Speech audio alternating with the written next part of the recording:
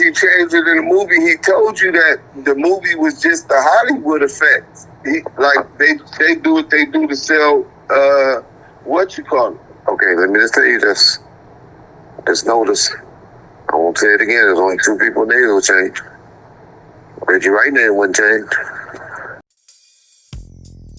Welcome back to Scandalous Los Angeles TV, where we expose the exposers. Today, we finally get to hear Porky speak on something we've all been waiting for. His explanation for why his name was changed in Greg Kading's movie. As expected, Porky plays it off like he has no idea what's going on, acting completely oblivious.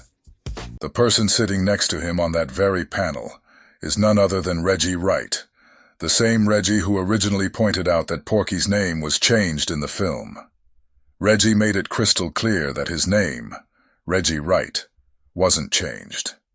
That small detail speaks volumes, because Reggie's implying that the only names that were changed in the movie were the ones tied to cooperation, Stutterbox, and CS2 You can read between the lines. The suggestion is clear. Names were only altered to protect informants. Salute to Reggie for even asking Porky this question. Now watch closely as Porky tries to spin it, dancing around the truth, downplaying the implication, and pretending like it's all some big misunderstanding. Keep your ears open. This part says more than he thinks. Gene changing his name in the movie. Okay. Yeah. It's Gene. No, I know it. He said Greg, but I said Greg, but I don't want to answer that question. But I don't want to answer that question. But I don't want to answer that question. Reggie is saying he doesn't want to ask him that question, because he's the one who told us Porky's name was changed in the first place. Reggie said he didn't want to ask that question. But trust me, if he didn't want to ask it, he wouldn't have asked it. This is how you know Reggie has had enough of good old Porky.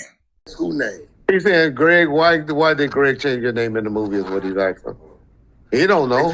They changed everybody's name in the movie. He don't know. They changed everybody's name in the movie. He don't know. They changed everybody's name in the movie. Did you see the confused look on Porky's face? Like he had no clue what was going on?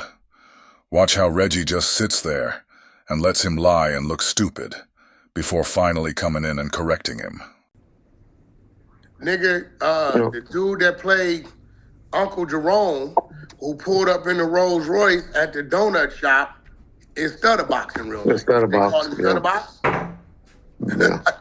They changed everybody, motherfucking name in the movie. Whenever Porky finds himself in a pickle, the first thing he does is scream Stutterbox.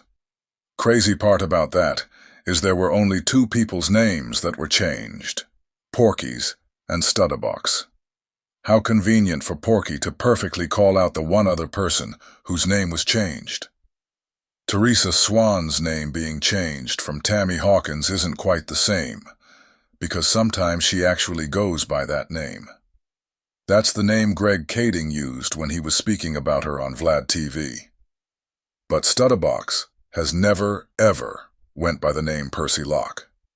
And Porky has never went by the name Alonzo Zoe Scott. But again, you don't see me doing nothing but driving the truck, nigga. Standing in the back of the truck telling them, and really they was straight stud magazines. That's what it was. Me and K-Slay had the magazine together. Like, the magazines, bro, what you looking for? I don't know. They changed some people's name and then they didn't change some.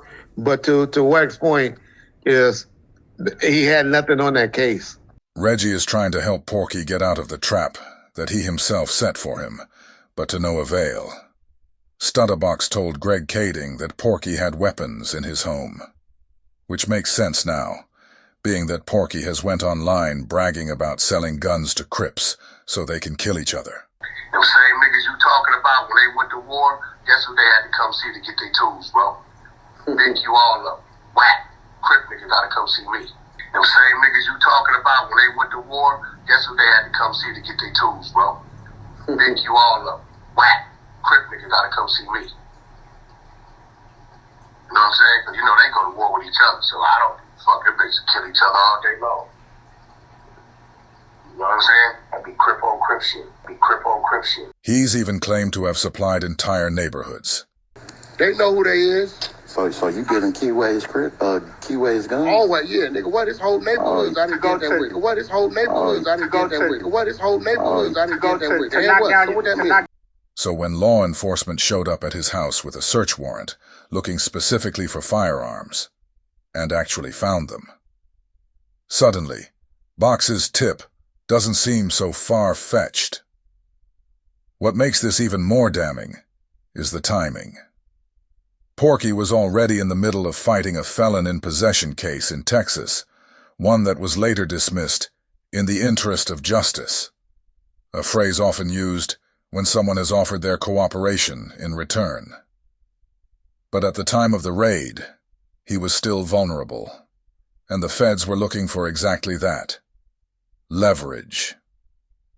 They wanted something solid to hold over his head, something they could use to get him to flip on Marion Knight. And finding illegal firearms in the home of a convicted felon fighting a gun charge, that's exactly the kind of pressure they needed. That's why he was arrested. There were no arrests made other than Cash Jones. It wasn't random, and it wasn't about living above his means, like Porky once claimed. It was a calculated move by the feds, designed to tighten the screws just enough to make him talk.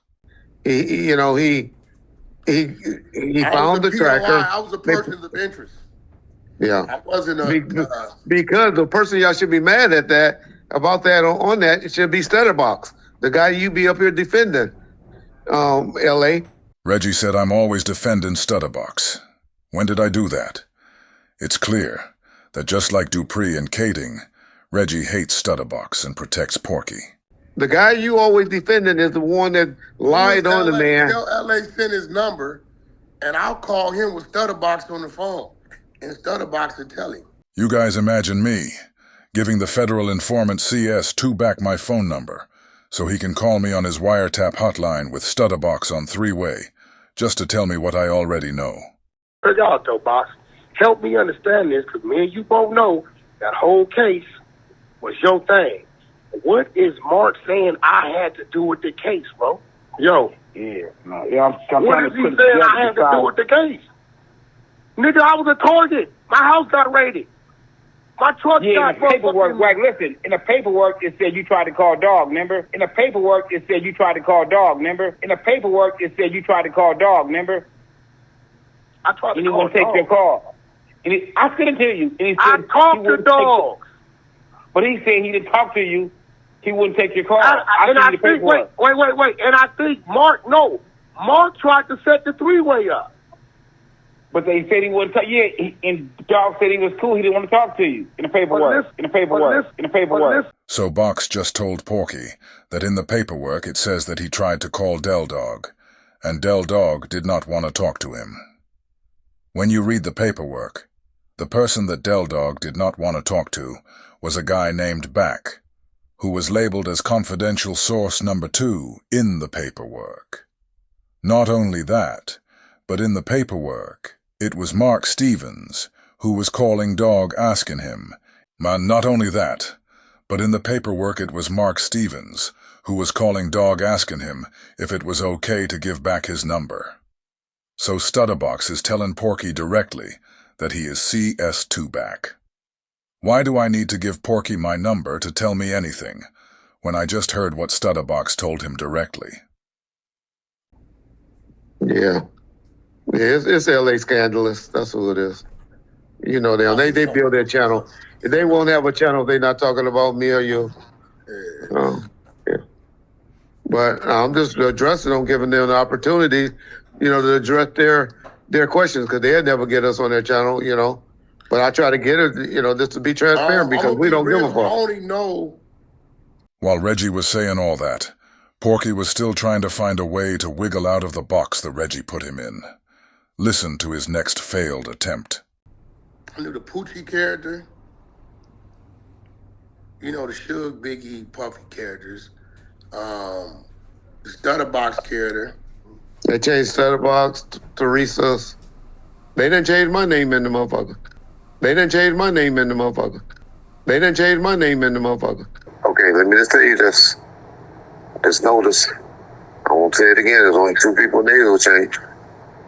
Reggie right name wouldn't change. What about the cop dude who was fucking with Suge's wife or something? Is that his real name? Kevin Gaines, yeah, that's his real name. Yeah. Porky is over here searching for anybody else whose name might have been changed. I think he's finally beginning to understand that the movie he said he's watched over 1 million times was really the beginning of his demise. Now let's watch Porky go to his favorite deflect whenever the movie gets brought up. But yeah, I don't know. I don't know why they did it. All you gotta do is look at it. Nigga, the truck driver played no... Everybody knew it was supposedly you, so they just trying to be, But you know how they knew that, Reg? I told them. Yeah. I'm the one told them. They only know about the movie because I told them. Got you.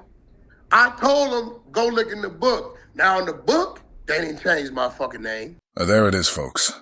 Like clockwork. Every time you bring up the movie, Porky immediately tries to pivot to the book. The same book where Greg Kading went out of his way to paint Porky as some kind of hero. The same guy who's openly admitted to selling guns to entire neighborhoods. The same guy who bragged about putting weapons in the hands of Crips so they could kill each other. Yet somehow, in Kading's book, Porky is portrayed like a model citizen. Go figure.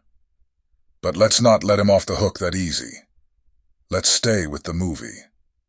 Specifically, let's talk about that truck scene Porky claimed he told us about. You know the one. Jim and I have been tracking our trucker. He's made several trips to San Diego. Which is on the border with Mexico if geography isn't your strong suit. The same Mexico our informant claimed Sugar's running kilos of cocaine through. That's something. That's not enough. Well, there's something else. Every Tuesday at 2, Zoe makes a stop off his route. We checked the address, but it's a vacant lot. Sound like a meetup spot. That's what we were thinking. He could be dropping something off, picking something up. Hard to tell. What's his location?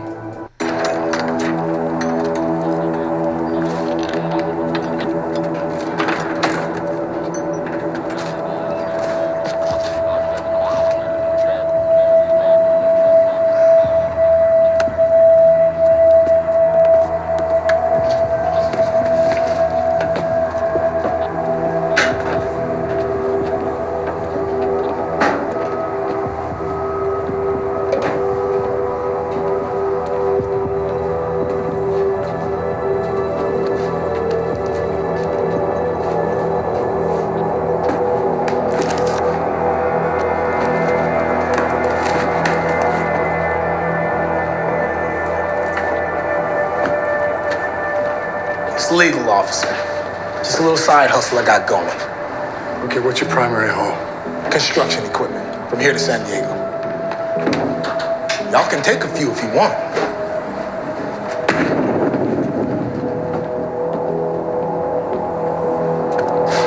We're good.